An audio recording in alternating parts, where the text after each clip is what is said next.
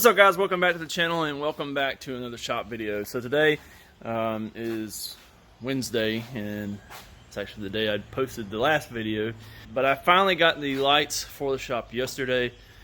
I still haven't started putting them up yet or anything like that, but I just kind of opened them up yesterday after they came in. I just kind of want to show you what I'm working with. So this is the box they came in, and so you can see they come with the individual power supplies, like if you just wanted to plug them up. And it comes with these pieces to link them together, and it also comes with the pieces to hardwire them. And then also got the other little pieces in here to link them directly together. And this is all the mounting brackets. So it looks like I'm probably going to have to buy some self-tapping screws to be able to self-tap these to those rafters. I don't think I'm going to be putting these up today or even starting on them, because I've got this 8th Gen SI on here that I've got to put a clutch in, and I really need to get that done. One more thing out of the way. Alright, so I wrapped up the clutch job on the 8th Gen, and so I'm going to go ahead and get these lights down over here and maybe clean up this side of the roof tomorrow. You can see how it's kind of dirty there, and then maybe we could start putting these on over on this side tomorrow. Still got to figure out how I want to wire them up, just to make it as clean as possible. Alright, so I just got these lights down over here, and then I sprayed some of this down with my Zep Industrial Purple. Some really good degreaser that I use in the shop. And so now I'm going to bring the pressure washer in and try to wash most of this junk off over here and get it prepared to where I put the lights up over here. Alright, so this is kind of where I stopped at tonight. I gotta go to work, so probably gonna go to Lowe's in the morning and buy some self-tapping metal screws so I can put the little brackets onto the rafters for the lights. Because the screws that came with the brackets are wood screws, so that won't work for the steel beams. Obviously there's still a lot of water on the floor in here. I've kind of squeegeed most of it out as I can, working around stuff. I think I may take that LED light I took down from over here and just put more LED lights under here, because you kind of see I've got a workbench built under there all the way to about right there where those bins are, and it kind of goes down and just L's over. So it would be nice to be able to utilize that workbench. It's just I've got too much junk in here, man. It's just terrible. Just leaving the Home Depot, just came over here and so I exchanged one of my LED lights that was defective, and got my little boxes here that will mount to the rafters.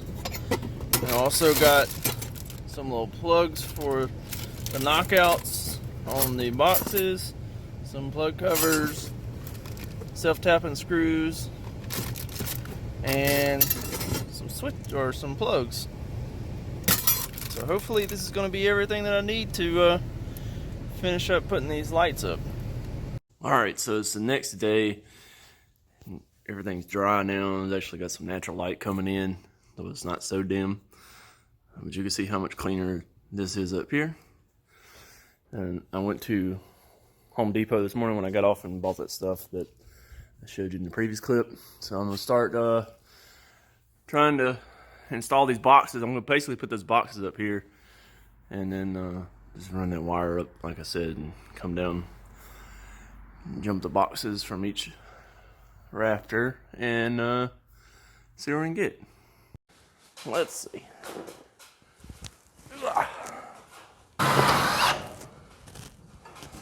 Pretty straightforward. Don't really take a long time. Alright, so this shop that I have is 24 by 25. It's sold as a 24 by 26. But I come to find out that they sell it including the overhang on both ends, so I didn't know. Like I said in the previous video, I bought this off Facebook Marketplace, and I paid like, I don't know, $2,200, $2,500, something like that. It was pretty cheap for what it is, and it was just laying in somebody's yard, like I said. So I paid a crew that I found off of Craigslist actually to come out, and they did the dirt work and poured the concrete and made my little drive in here. And I'll try to post some pictures of some of that process. And so once I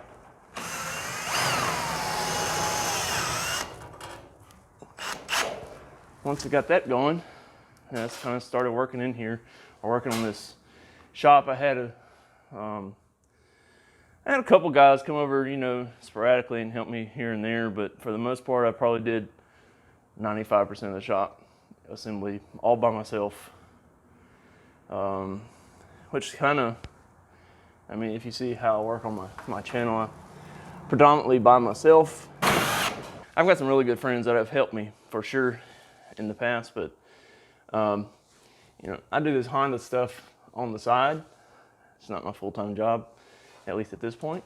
And you know, I work night shift and weekends and all that kind of stuff with my normal job, so it's you know, I don't really have a set schedule when I'm out here, so it's kind of hard to plan help, you know what I mean? And my off days are not consistent, but I've always had like middle of the week off days and that kind of stuff, and it's never really been good for planning stuff, you know what I mean? Because I don't have a normal work schedule.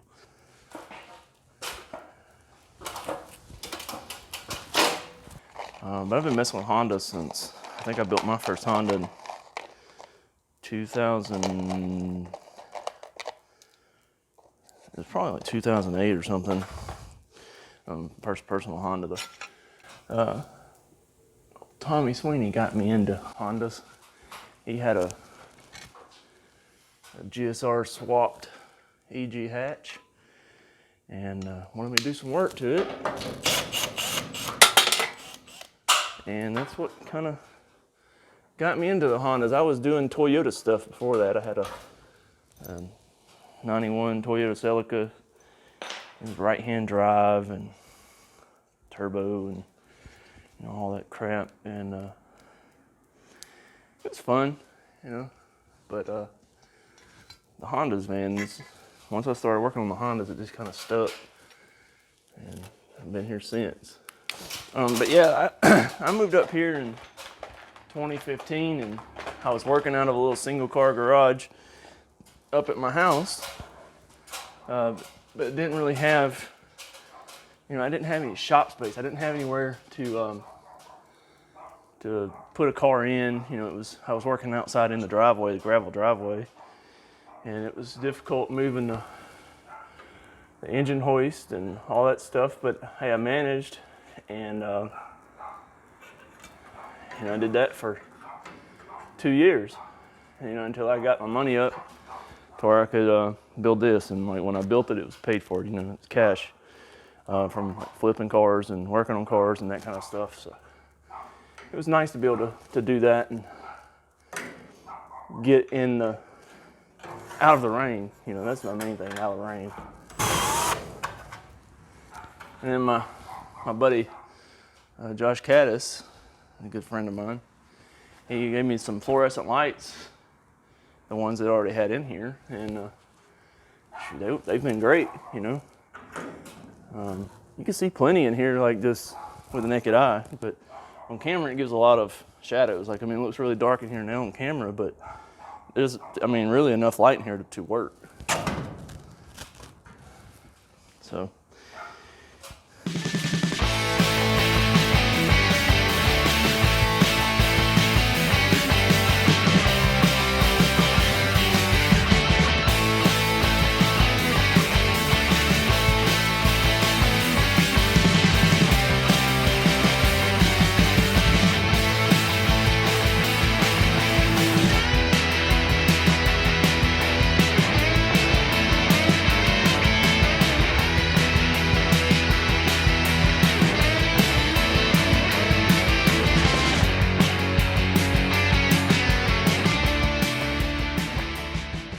All right, so I got all my outlets wired in. You can see one up there. and then there's one there, and so on for the 4 rafters, right? So I've got it run, the wire that feeds all of these, right? I've got it run to here. You can see it hanging down. So I've got to tie it in to the light, or to the wiring for this light here, and then you start putting up the LEDs over here.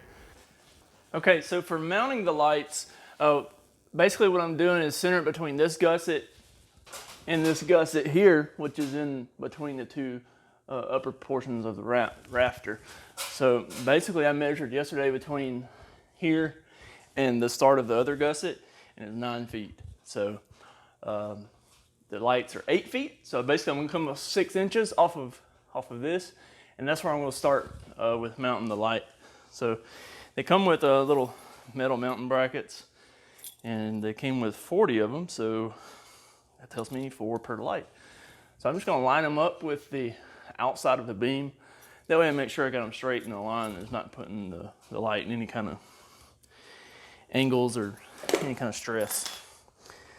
And I'm just gonna kind of space them along the way, and hopefully it'll be enough.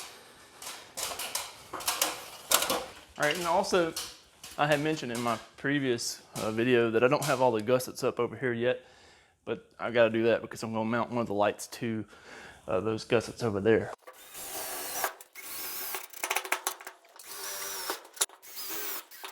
Let's see.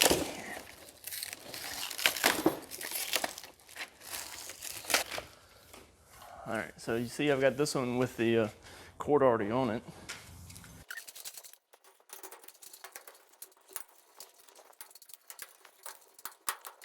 You can slide it once you get it in there, but that's fairly easy to clip in.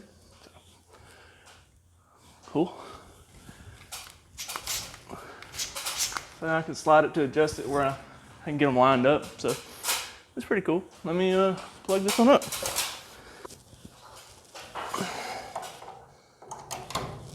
And flip switch. Bam!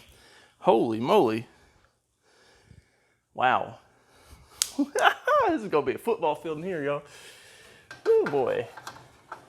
I'll get some zip ties and I can clean this wiring up after the fact, but man, wow. That's awesome.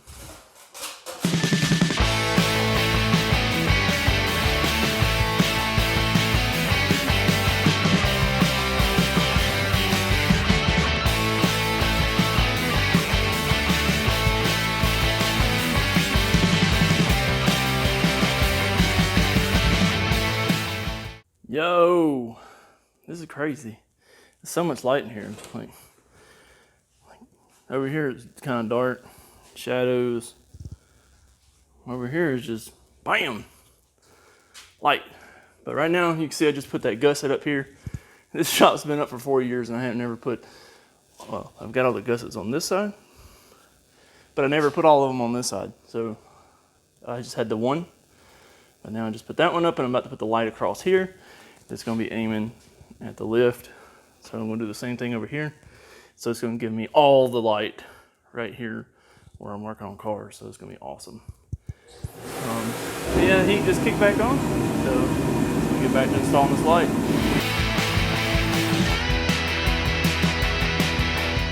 Shoo boy, it's super bright in here now. Whenever I put the camera up like this, it makes the light to where it's like looks duller than it actually is. And actually in here, man, it's crazy. And I only got half of them up. See, I still got the fluorescence on this side, and still got this LED here, but that LED is coming down. I've still got to put the plug cover on that outlet, and then I'm going to move my reel for the extension cord. I'm going to move it up here, actually up under where that I'm going to put on that gusset here. That way I'll be able to have extension cord be able to go out the door and stuff. It works back here, but most of the time when I use it, I'm dragging it to the front of the car, which is normally up here. So it's kind of pointless to have it back there. All right, so I guess that's gonna wrap up today's video. And just look, I'm staying under the fluorescent. You see how, like if I'm facing the light, how you can see the LEDs are like, look, my hand, I'm using my hand. Look at this. You can see how much more light is putting on me. But if I walk over to the LEDs, look at this. Whew. Baby, she's bright. But yeah, thanks for joining me on this episode. Hopefully tomorrow I'll be getting the rest of these lights up and then getting back to working on some customers' cars. I knocked out that 8th gen SI clutch yesterday, so that wasn't too bad. If you need your 8th gen clutch done, let me know. I'll knock that out for you. I need to do a video on one of those one day. I think the next one I do, I'll be able to film that and be able to show you how to do it. So, yeah, anyways, thanks for joining me on this episode. Hopefully tomorrow, like I said, we can get the other side put up and then get back to working on some cars. So, thanks for tuning in. Hope to see you on another episode.